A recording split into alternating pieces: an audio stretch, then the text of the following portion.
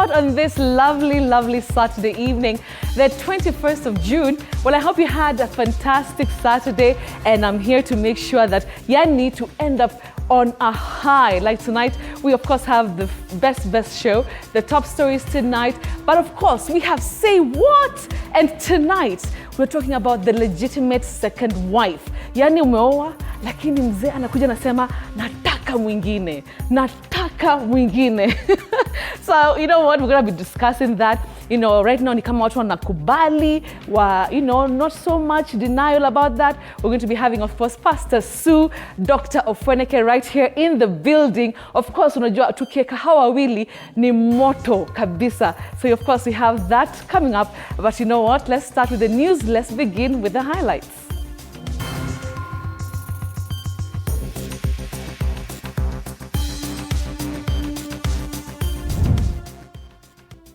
The family of shot hawker Boniface Kariuki finds itself in a triple crisis as his medical condition remains critical. The brain was severely damaged.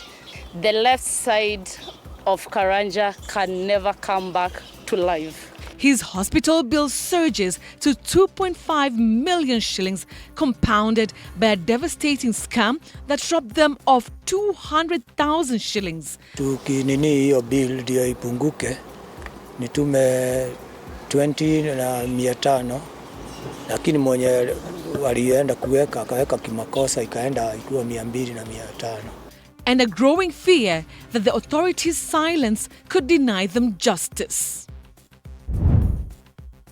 Fresh outrage over police brutality in Mwiki within Nairobi's Kasarani sub-county after a 19-year-old man was allegedly shot and killed by a police officer during a protest over the murder of 18-year-old Abigail Wina Wanjiku.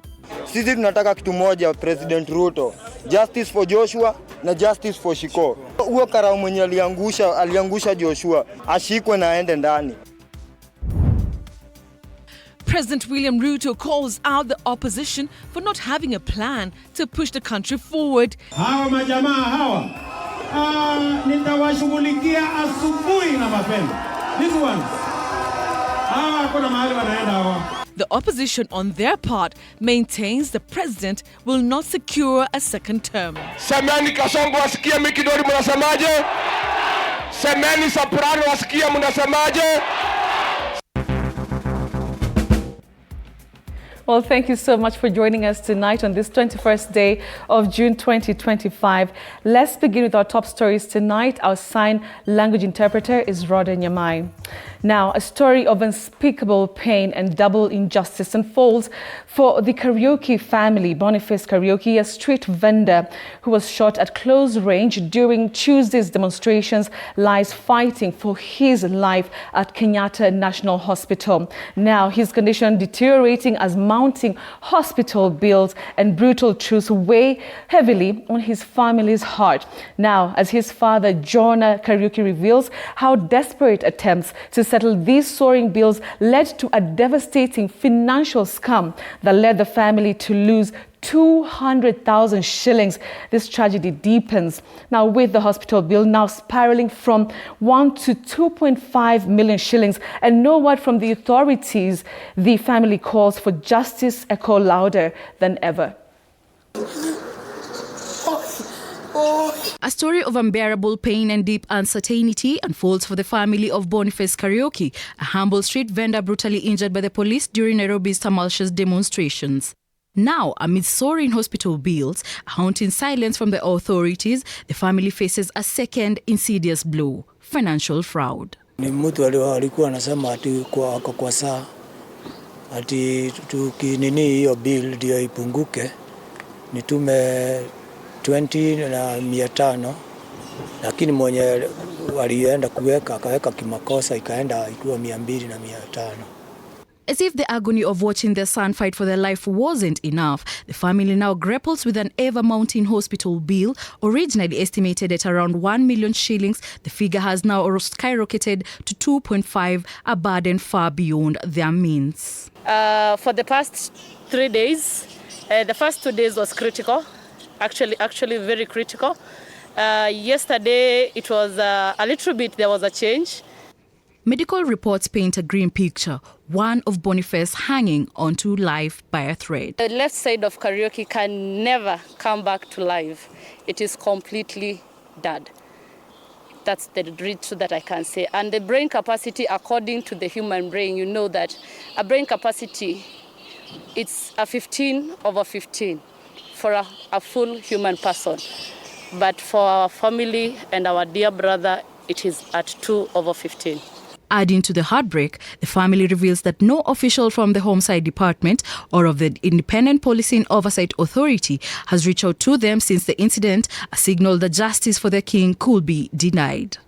In a show of solidarity, the Hawkers Association, under which Boniface was registered, has joined the family in demanding immediate intervention. With each passing day of pain and anguish, the family of Boniface Kariuki is fighting to get justice for their king. Faith Wangari, TV47. Now, tension is simmering once again in Nairobi's Mwiki area following a pair of tragedies that have rocked the community and reignited national outrage over police conduct. Now, the death of 19-year-old Abigail Wanjiku triggered protests that have now claimed the life of another young man, Stephen Joshua, in circumstances linked to police action at the heart of it all. Now, growing calls for accountability, justice and change continue. The National Police Service is once again at the center of public scrutiny following the fatal shooting of Stephen Joshua, allegedly struck on the head by a bullet during an altercation between police officers and residents in Mwiki. Nilipigiwa simu nikiwa pale kasini ACK Road. Nikaambiwa kuna kijana ameshutiwa hapa kwa stage. Sasa nikaingia gari nikakuja hapa Usima Uhai. Nikakuta kijana amelala. Kumwangalia ni kijana yangu. Anaitwa Joshua. The protests had erupted in response to the murder of 19-year-old Abigail Wanjiku on Thursday night. Sasa jana kulikuwa na maandamano. Kuna msichana alidhibiwa na akauliwa pale phase 3. Sasa jana watu wakatokea kwa barabara. Mimi kama mama nasikia uchungu kwa sababu tulikuwa tumekuja kupigana rights za wamama.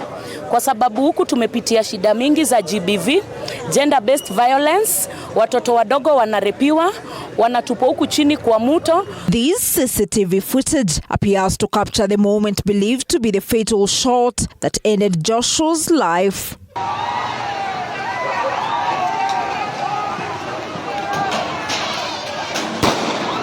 And today, bonfires, boulders and rage. Residents took to the streets demanding justice for Joshua. His death sparking widespread outrage across the constituency. Ni askari tu alikaa hivyo juu ya kiburi yake, akaona angushe huyo kijana. Hiyo kitu inatuuma sisi kama vijana wa Kasarani Mwiki. Inatuuma sana. Sisi tunataka kitu moja, President Ruto. Justice for Joshua na justice for Shiko. Huyo karao mwenye aliangusha Joshua. Si kitu moja tu tunataka ni moja. Ashikwe na aende ndani. Visibly shaken and consumed by grief, Joshua's father blames police for his son's death and is now demanding swift justice. Askari kama amepewa bunduki, wacha alinde raia, sio kuua vijana. Kwa sababu huyo kijana alimaliza hapa form 4 last year, hata hajafanya kazi.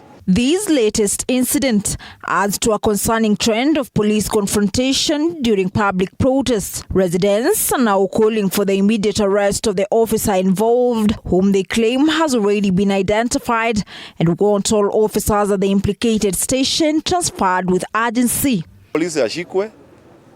He was the only policeman alikuwa na shati. He is the only policeman alikuwa na tumbo kubwa. He is the only policeman alikuwa na belt ambayo ni ya si ya bunduki, belt ambayo ilikuwa ni kama flag. So anajulikana. Meanwhile, human rights groups are now urging the Directorate of Criminal Investigations and the Independent Policing Oversight Authority to speed up investigations and hold those responsible accountable. Na kwa hiyo kutafuta justice for Shiko, a young man has been shot and killed. Sasa hii justice itapatikana wapi? Hatutaki mchezo, We want that officer arrested. Kwa sababu anajulikana. Samira Mohammed for TV47, Nairobi. A section of leaders from Nairobi's Eastlands have condemned growing insecurity and recent police conduct following 2 deadly incidents that have unsettled residents during protests over the murder of 18-year-old Abigail Winner Wanjiku. Now, a police officer was caught on camera allegedly firing into the crowd, an act believed to have led to the death of a 19-year-old man. Now, reports of insecurity are rising in areas from Roysambo to Clay City and Mwiki, where locals say they no longer feel safe. Kasarani Member of Parliament Ronald Kariuki is now calling on the Inspector General, Douglas Kanja, to ensure the officer involved is arrested and charged. Well, he stressed that while people have the right to protest, law enforcement must not escalate violence. I'm here to address a few unfortunate incidents that have happened in Kasarani over the past few days. The first incident I want to address was the brutal rape and murder of a young lady by the name Abigail in Kasarani area, Mwiki area of Kasarani, who was found murdered. And I want to condole with the family. There was a femicide task force that was formed. We're yet to see any progress or any work that has come out of it because the incidents keep happening. The first incident I've just mentioned triggered a series of protests. Unfortunately, again, we have seen a very drastic case of police brutality, whereby protesters were met with unnecessary force. The live bullet of a policeman ended the life of one of our Kasaranian people. In the heart of Meru County, former Deputy President and DCP party leader Rigathi Gachagua has ignited fresh political tremors, now this time accusing President William Ruto of meddling in the miraa trade and stoking regional tensions. On day 2 of his grassroots charm offensive, Gachagua did not hold back, rallying supporters, challenging state influence and declaring his mission to withdraw the political lines across Mount Kenya. Well, Chichi Josephine has the details. Nimekuja kusikiza ground. On his second day of his 3-day tour, Ata Mikidori mnasemaje? DCP party leader and former Deputy President Rigathi Gachagua has once again taken a swipe at President William Ruto, this time over the miraa business in Meru County, which he says has become a personal business of the first of family. Huyu William Ruto nilimleta hapa nikifikiria ni mtu mzuri. Akaniambia tutengeneze biashara ya miraa. Amechukua mtoto wake na Aden Duale, ndio saa hii wameingilia biashara ya miraa, wameumiza sisi watu ya Tigania na watu ya Igembe. In his address during his stopovers in Tigania, Mutuati, Ilare and Kienjai areas, Gachagua also pointed to rising insecurity in the area, alleging that a political interference is fueling tension on the ground. He urged the youth to reject divisive politics and focus on peaceful community-driven leadership. Wewe mheshimiwa ulichaguliwa na watu ya Tigania East. Wewe Ruto wakiwa na soprano wanakupatia pesa. Asubuhi unanunua mapanga, unapatia hao wakuja wakatakata ya kina mama. Ni aibu si aibu? Watoto wangu, vijana wangu wa Tigania, na muomba na musihi kwa heshima, usikubali kuchukua pesa kwa amburi na kuumiza ndugu yako. Rallying support for his DCP party, Gachagua emphasized his team's commitment to promoting unity and prioritizing the voices of ordinary Kenyans. Hakuna maana ya vita. Sisi watu wa chama cha DCP ni wapenda amani. Tusivurugwe, wacha mtu auche sera zake. Accompanied by leaders from Meru, including former CS Mithika Linturi, Gachagua reaffirmed his mission to consolidate support in the Mount Kenya region, declaring his resolve to ensure that President William Ruto serves only one term in office. Hapa ni one term. Hapa Tigania East. Watoto wetu, mimi nataka kuomba nyinyi. Mimi najua hamuna kazi. Hata mkipatiwa pesa, usipige ndugu yako. Usipige mamako. Wewe kula hiyo pesa na usime simu. Sindio? Chichi Josephine, TV47, Nairobi. Harambe! Well, still on matters politics, tonight President William Ruto has dismissed one-term threats by the opposition, saying no amount of intimidation will derail his development agenda. Now, the president, who spoke in Meru during Dairy Farmers Open Day, dismissed the opposition as clueless and disorganized, riling the region, which voted for him in the 2022 presidential election, not to abandon him. Apollo Kamau tells us more. The battle for supremacy in the Mount Kenya region and the 2027 presidential race dominated President William Ruto's development tour in Meru, where he told off the opposition that he will not be intimidated by one-term threats to deliver his development agenda to Kenyans. Hawa majamaa hawa nitawashughulikia asubuhi na mapema. These ones hawa kuna mahali wanaenda hawa. Mimi nawaambia ukweli. Sasa wewe mtu ya Meru. Tunaelewana jameni? Mtu hana mpango. Ati kazi yake kasongo. Ruto must go. One time. Hana mpango ya ajira ya hawa vijana. Leo ni rais amesimama hapa. Nataka nikuje nisimame hapa peke yangu, ninyoroshane na hao wanaume, niwapeleke mbio mbio. Wakwende wasikwende jameni. The president, who had earlier presided over the Meru ASK grounds, 10th annual Dairy Farmers Field Day, slumped his former deputy Rigathi Gachagua, who made several stopovers in the same county of Meru, campaigning for one term against the president. Huyu deputy wangu huyu, Professor Kithure Kindiki. At least for the first time, niko na mtu ambaye anaelewa kazi inaendelea namna gani na anasaidia kusukuma hiyo kazi. Sio mtu panganga tu sijui nini. Hapana, hiyo hapana. No. Leaders flanking the president campaigned for Ruto's 10 years uninterrupted, popularly known as Kumi Bila Break or Kazi Bila Break, as Ruto would Meru and the entire Mount Kenya region not to abandon him. Sisi tukiwa Meru saa hii tunataka kusikia sana lugha ile itatusaidia kuweka pesa mfukoni. Hata wengine wakitembea hapa na pale, we can't hide, sababu wanazunguka tu akieneza uvumi. Sisi tukiwa Meru tunataka siasa ile itatusaidia. Mimi saa hii siko mwanasiasa, lakini nataka nimwambie serikali ya William Ruto inafanya kazi. Tumekuwa pamoja na rais kwa siku mbili. Akiamuka asubuhi saa 12 mpaka jioni. Tena hapa hata alifika mbele yangu. I want to apologize, Your Excellency.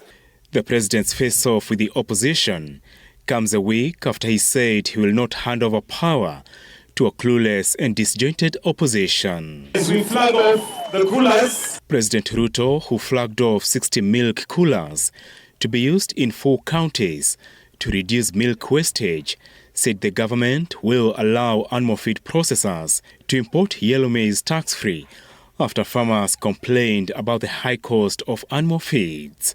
Apol Kamau, TV47.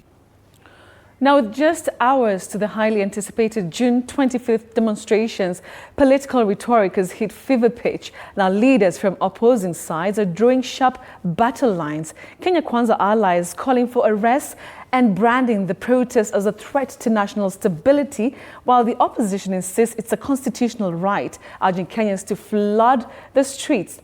But it's voices from the ground, especially Gen Z and student leaders, issuing stark warnings that are shaping the conversation. This story has been produced by Fatima Suleiman. Take a look.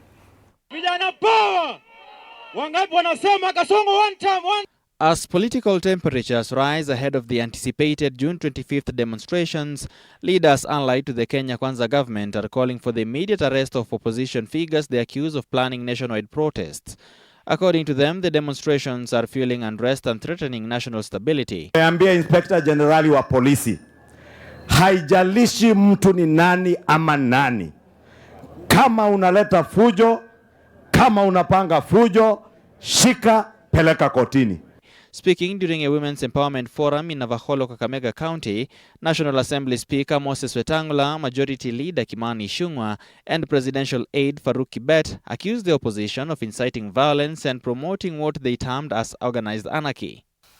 So those who call for demonstrations must also bear the greatest responsibility. On the other hand, opposition leaders have maintained that the right to protest is enshrined in the Constitution, urging Kenyans to turn out in large numbers on Wednesday, which they have declared a symbolic public holiday of resistance. Matano, mimi nimetangaza itakuwa public holiday. Hawa vijana wameleta sifa Kenya, sababu wamesema hatutaki nyinyi viongozi ambao mnatuua, mnaiba mali yetu. However, they claim their peaceful calls are often hijacked by criminal elements, shifting the narrative and undermining the protest's original intent. Serikali inataka kutuma watu wakuje wapige wale watu watakuwa wanaandamana tarehe 25. Meanwhile, university student leaders have issued a warning to Gen Z peers, urging them not to join the protest, which they describe as a political setup that could expose them to harm or arrest. So we call upon all the youth that day that if you can find something purposeful to do, kindly do so. It's not a must. Kenya is bigger than any one of us, and interest must not vary so that others might use us politically to instigate and bring our country down. A coalition of Christian organizations will on Sunday hold an interdenominational memorial service at the All Saints Cathedral Church in Nairobi to honor lives lost during the anti-government protest of June last year. The service themed Lest We Forget has been organized by the National Council of Churches of Kenya NCCK, the Evangelical Alliance of Kenya EAK, and the Kenya Christians Professional Fellowship and the National Association of Youth Workers Network.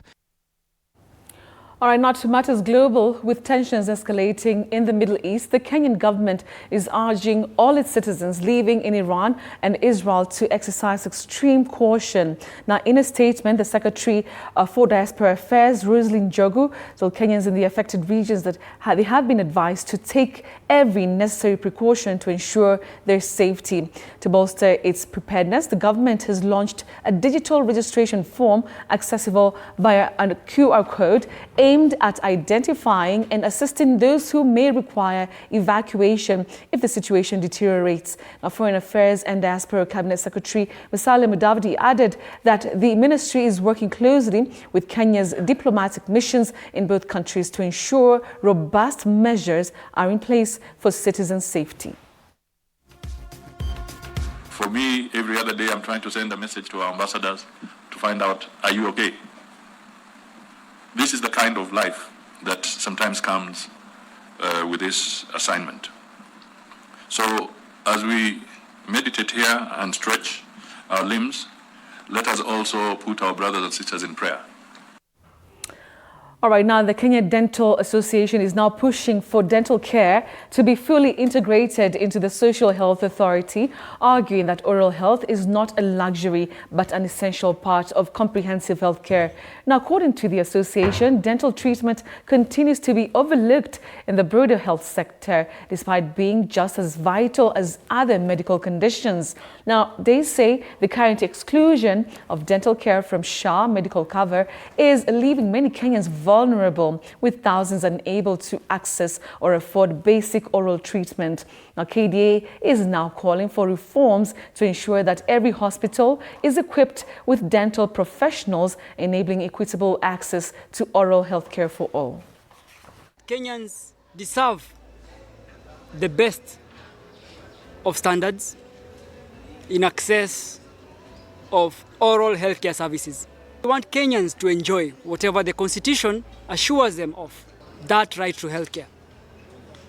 And as stakeholders of oral healthcare, we want to have the message reinforced and shared across all Kenyans that dentistry is part of oral health, is part of medical health, and the mouth is not a different body part. It is, however, unfortunate that SHA, that we designed as Kenyans last year, is yet to cover dental care.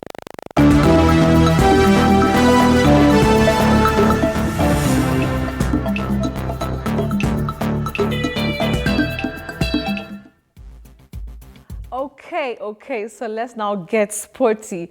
Tanzania edged out Kenya's Harambee Starlets 1-0 in a tightly contested final to claim the CECAFA Senior Women's Championship title at the Azam Sports Complex in Dar es Salaam. Now backed by an electrified home crowd, Tanzania's narrow win secured them the regional crown, capping off a tournament that showcased the rising quality and depth of women's football in East and Central Africa. From tactical discipline to unrelenting grit, teams across the region displayed exceptional skill and passion, signaling a bright future for the women's game on the continent.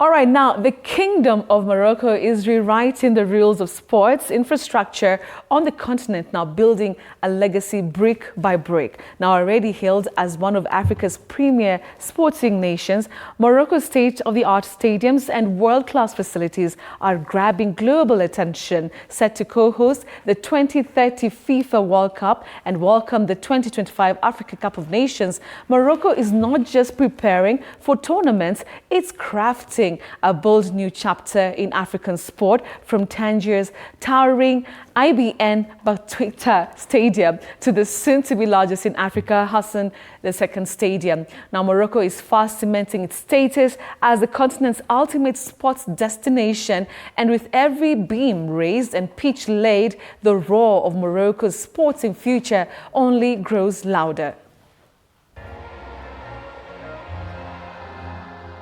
The Kingdom of Morocco continues to host prestigious sports competitions in the world, thanks to the country's state-of-the-art facilities. We traveled to the North African country in May 2025 in time for the fourth round of the 2025 Diamond League in the capital city, Rabat. The track and field event was hosted at the Olympic Stadium, which is inside the Prince Moulay Abdallah Sports Complex. The 22,000 capacity stadium was completed in under 9 months, specifically for athletics. Every time we are ready, for example, for the AFCON 25, there is 0 stadiums that we have built. It's only stadiums that we have changed. It will also be one of the venues for the 2025 Africa Cup of Nations, set to kick off in December this year. This facility will be used as one of the training grounds by the teams that will be participating in the FIFA 2030 World Cup, a competition that will be hosted by 3 countries. Next to the Olympic Stadium is the Prince Moulay Abdallah Stadium, which is being rebuilt after demolishing the previous one in 2023. The 69,000 capacity football venue is expected to be completed by December 2025, and it is set to host a semi-final of the 2030 FIFA World Cup. The reconstruction will cost an estimated 10 billion Kenya shillings, and it will be home to the Atlas Lions and one of the most successful domestic clubs, Sports Association of the Royal Armed Forces, ASFA. It will look like palm leaves and will accommodate an indoor multi-sport arena, an Olympic swimming pool, football training pitches, and a parking zone for over 5,000 vehicles. The construction of this facility does not in any way affect the daily running or the activities of Rabat City. It is situated on the outskirts of this 7th largest city in Morocco. So whenever there is a new construction, like what is happening now in preparation for the 2030 World Cup, or there is an activity happening, it does not affect in any way the daily runnings of the town. In line with FIFA standards, the facility is being constructed by Moroccan companies, and the boots on the ground are locals. Those infrastructures are not going to become white elephant. These infrastructures, we need them. We need them for of course, our league. Just for example, Morocco, maybe in the beginning of the 2010, we had only 8 or 9 national teams. Today we have 25 national teams just in the Football Association of Morocco. Also under construction is arguably the largest stadium in the world, Hassan II Stadium, located in Casablanca. The 115,000 capacity football venue is expected to be completed in 2028 and will cost over 65 billion Kenya shillings. Besides hosting major tournaments, it will be home to the national football team and two of Morocco's largest clubs, Raja Casablanca and Wydad Casablanca. We didn't wait to have the AFCON 25 to have, for example, the high-speed train between Tangier and Rabat, and it was already announced before we have the World Cup that this high-speed train will go from Casablanca, sorry, to Marrakesh. Today it's from Tangier to Casablanca. Other facilities under construction are Al Barid Stadium in Rabat, Ibn Battuta Stadium in Tangier, and Dakhla Stadium in Dakhla.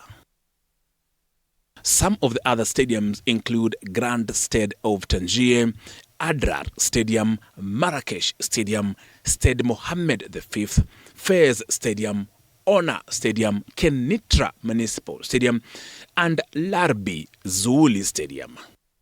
By 2030, Fez, Adrar and Marrakesh stadiums will also be ready for the FIFA World Cup. 2025 has been a beehive of sports activities in Morocco due to its world-class sports facilities, and notable events include the FIFA Under-17 Women's World Cup, the Women's Africa Cup of Nations, the Under-17 Africa Cup of Nations, the Men's Africa Cup of Nations, Beach Volleyball World Championship qualifiers, and international friendlies.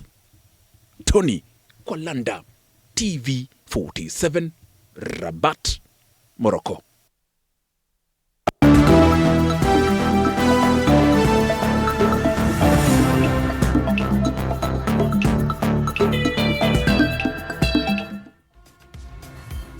Tony Kwalanda. Man, Tony, I mean, you just tickle my face. Like, my goodness, you know, that's a fantastic reporting. But honestly, Betty Kyallo. I don't know, to our audience. Ofweneke ako hapa. Do you know Tony Kwalanda? Tony Kwalanda. Why you say how you feel like a boys? What the hell? I'm your boys, bro. Kuja hapa mbele. Hebu first kuja tuambie.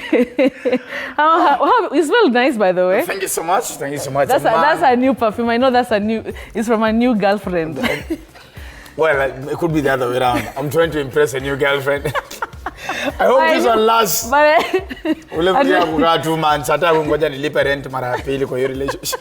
He's really been trying to get somebody since he started the show this year. Oh my God. They're really praying because they're almost halfway through the year. But then I think I've tried relationship like almost 4 times already. Yeah, because you're always, emceeing, so you're doing what? Yeah. You don't have time for love, bro. You don't have time for love. But men should not have time for love.